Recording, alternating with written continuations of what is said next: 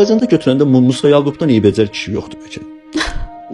Amma o Musa Yaqubdur deyin, gör necə yaraşıqlı görünür. Adam istəyir onun çənəsinin əyriliyi, belə əzəmət. İstəyirsən Musa Yaqubu. Çünki Musa öz xarici görkəmini, sifətini, üzünü legitimləşdirib, qəbul elətdirib. İnsan öz xarici gözəlliyini özü yaradanda o əbədi olur, daimi olur.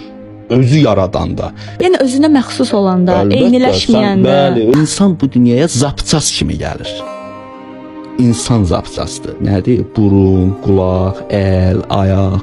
Sən özün detal deyək də, indi detal. Sən insan ehtiyat hissələri kimi gəlirsən bu dünyaya. Sən özün o əldən, o burundan, ayaqdan, gözdən, qaşdan insan yaradırsan, özün yaradırsan.